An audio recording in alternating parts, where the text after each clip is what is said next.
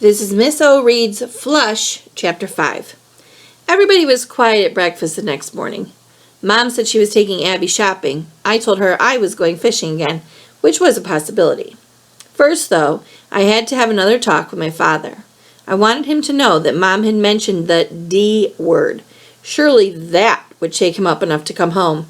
As soon as Mom and Abby left, I got on my bike and headed up the highway toward the jail. I wasn't sure they'd let me in without Mom calling to arrange it, so I brought along a letter that had arrived for my father at the house. It was from the U.S. State Department, and the seal on the envelope made it look very important. I already knew what the letter said because my mother had opened it. The government was telling us, for about the 15th time, that the body of Robert Lee Underwood, my Grandpa Bobby, was still down in Colombia. They couldn't bring him home because there was a problem with the paperwork, and the police in the village weren't responding to inquiries from the United States Embassy. The news wasn't going to cheer up Dad, but at least it gave me an excuse to see him again. When I showed the envelope to the deputy at the desk, he didn't seem very impressed. He peeked inside to make sure that it was only a letter, and he said that he'd give it to my father later. "Can I give it to him myself?" I asked. "No, he's busy this morning," the deputy said. Busy, I thought. Doing what? Pretending to play chess? "Is he all right?" I asked. The deputy chuckled. "Yeah, he's fine. There's a TV crew that drove down from Miami to see him." "TV?" "Yeah, Channel 10. They said they'd need at least an hour." "Then I'll come back later," I said. The deputy shook his head. "Sorry, sport. Inmates are allowed only one short visit per day, and we're already bending the rules for this TV thing. Maybe tomorrow you can see your old man, but call first, okay?" Sure enough, there was a shiny new van from Channel 10 parked outside the sheriff's station. I don't know why I hadn't noticed it before. I rode away wondering how to tell my mother that Dad was now doing television interviews from jail. She'd find out sooner or later, when it was on the news, because all the Miami TV station broadcast to the Keys. So I'd have to tell her, even though she wouldn't be happy about it.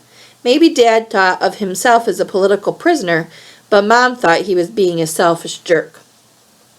Lice Peking was actually awake and semi-alert when I stopped at the trailer.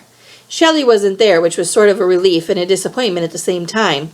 She made me real nervous, but she also kept Lice Peking from acting up. "Well, looky who's here," he said with a wormy smile. He was lounging on the front stoop, sucking on a cigarette. His hair was wet and tangly, and his shirt was damp. I couldn't tell whether he'd taken a shower or sprayed himself down with a garden hose.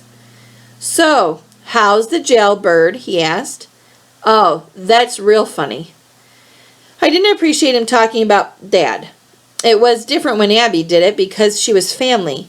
Lice Peking was just a lazy lump who didn't know anything about my father. "Well, what'd he say?" Lice Peking asked. "Can he come up with some money or not?" I said, "We don't have any money, but he'll give you his flat skiff. It's worth $12,000. Lice Peking squinted one bloodshot eye. "Says who?" "Come and see for yourself. It's on a trailer behind our house." I told him what kind of boat it was and that the engine had fewer than 100 hours on it. "Seriously?" he said. "My father doesn't lie." "And it's free and clear, this boat. The bank don't own a piece?" "Dad paid off the loan last year," I said. Lice Peking scratched his chin, which was raw and peeling. "Where's your house at?" he asked. I gave him directions. It nearly broke my heart to think of a loser like that taking our skiff and selling it for cash. But what else could we do? Lice Peking flicked his cigarette butt under the trailer and pulled himself upright. "Let's go have a look," he said, which caught me by surprise. "It's a long way to walk," I said. "Who's walking, boy?" He laughed and pointed at my bicycle. "Hop on the handlebars." And that's what I did. It had been a while since Lice Peking had pedaled a bike, and he was wheezing by the time we got to the house. He seemed shocked that there was no beer in the refrigerator, but settled for a Diet Coke. We went out back to see Dad's skiff, and Lice Peking made up his mind right away. It was a cool-looking boat. "We definitely got us a deal," he said. "I'll be back tomorrow with Shelley in the Jeep to pick it up. Say tomorrow around noon?" "Hold on," I said. "It's not free." Lice Peking sniffed. "Chill out, Junior. I know that." "My dad wants you to sign a statement telling what you saw when you worked on the Coral Queen. You know about Mr. Muleman making them empty the dirty holding tanks into the water. Sure, no sweat, Lice Peking said. And anything else illegal you know about. Like if they're dumping garbage or oil too. You need to write it all down. You bet. He was walking back and forth, admiring the skiff from different angles. Now, the trailer's included, right? Yes, sir, I said. Could you please bring the statement when you come to get the boat? Lice Peking made a face and looked down at me. You want it tomorrow? Seriously? Yes, sir. And Dad says it's got to be signed and witnessed, I told him. That's the deal. Jeez, you're quite the young hard-ass, aren't you? No, sir, I said. My father's in jail and I want to help him out. That's all. On the way back to the trailer court, we passed Jasper Muleman Jr. and Bull pushing a wheelbarrow down the bike path. It was obviously a strain, and as we rode past, I saw why. Balanced upside down in the wheelbarrow was the mud-splattered outboard motor from the John boat that had sunk in Snake Creek. The engine propellers was dented and caked with greenish crud. Jasper Jr. called out something nasty as we rode by, but I was surprised when Lice Peking braked the bicycle and spun around. I told him to forget about it, just to keep going, but he was mad. He pedaled straight up to Jasper Jr. and Bull, blocking their path. What was that you just said, boy? Lice Peking demanded. I wasn't talking to you, Jasper Jr. mumbled. He was talking to me, honest, I said to Lice Peking. I didn't want any trouble right there on the main highway where everybody could see us. But Lice Peking didn't let up. Sounds like you got your daddy's potty mouth, he said to Jasper Jr. Keep it up and you're going to need a whole new set of choppers before you're 18. Bull said, Come on, Lice, he didn't mean nothing. That's the truth. Shut up, Bull, said Lice Peking. You wouldn't know the truth if it stung you on the butt. Now, Jasper, how about you apologize to me and my friend? I could have gone my whole entire life without Lice Peking calling me his friend. On the inside, I was cringing. Jasper Jr. shot me a vicious glare. Then he turned sulkily and looked down at his feet. I'm waiting, boy, said Lice Peking. I'll apologize to you, Jasper Jr. said finally, but not to him. He jerked his grimy chin up toward me. Bull blurted, Underwood's old man sunk Jasper's pappy's boat. Like I care, Lice Peking said. He placed one boot on the rim of the wheelbarrow and gave a push.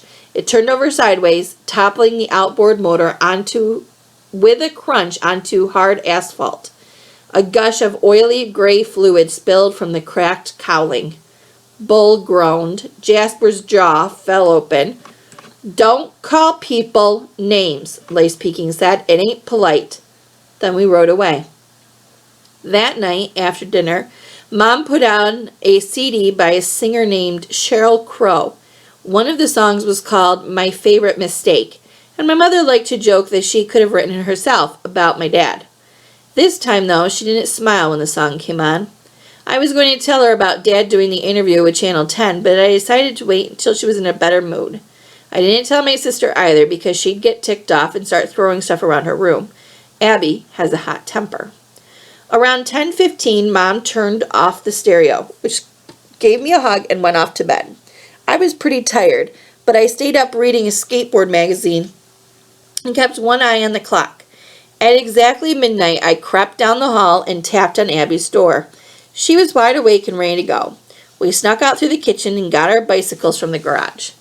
It didn't take long to reach the marina. The Coral Queen had just closed, and the passengers were filing off, laughing and talking loudly. Abby and I hid nearby on one of those deep-sea charter boats. We crouched low in the stern so nobody could see us. A yellow crescent moon peeked out from behind the clouds, and the mosquitoes weren't too bad. We just sat there not saying a word, looking up at the sky and waiting for the docks to quiet down. By the time all the gamblers were gone, we could hear the jacks and the tarpon crashing schools of minnows in the basin. When I peered over the gunwale, I spotted Dusty Muleman's big black Escalade parked under one of the lampposts near the Coral Queen. The sound of men's voices carried across the still water, and I could see figures moving around on the casino boat. My sister got on her knees beside me. How long you want to wait here? She asked anxiously. Mom's going to freak if she wakes up and we're gone. I checked my watch. 10 minutes after 1. We'll give it to 1:30, I said, then we'll go home. The way Dad had explained it, big boats like the Coral Queen were supposed to pump their toilet waste from on-board holding tanks into a sealed vat on shore. Later, a sewage truck collects the stuff and hauls it to a treatment plant. Dad believed that Dusty Muleman's boat was flushing hundreds of gallons of poop directly into the basin, which is not only gross, as Abby would say, but also a big-time crime. All we had to do was catch him in the act and call the Coast Guard to come arrest him. Then everybody in town would know that my father wasn't some kind of loony troublemaker, that he was just a guy who cared about his kids and the beaches and the things that lived in the sea. And when the truth about Dusty came out and everybody saw that Dad was right, Mom would feel better about staying married to him. Maybe we're kidding ourselves, but that's how Abby and I had figured it. So we both got excited when we noticed the workers dragging a long, thick hose toward the stern of the Coral Queen. We were sure, 1,000% certain, that they'd open the valve and drop the end of that hose into the water. But they didn't. They snaked it over to the dock and connected it to something that resembled a giant rust-freckled egg. "Hey," whispered Abby, "that looks like a sewer tank." "Yeah, it does." There was a knot in my stomach. I couldn't believe what we were seeing. "What if Dad made a mistake?" she asked gloomily. "What if Dusty's totally legal? What if the pollution is coming from somewhere else?" I had no answer. It never occurred to me that my father might be blaming the wrong person. "What do we do now?" Abby said. "I really don't know." "Noah?" "Abby, I said I don't know." "Noah!" From the hitch in her voice, I sensed something was wrong. I turned and saw, in the pale glow of the marina lights, a thick, greasy arm around my little sister's neck.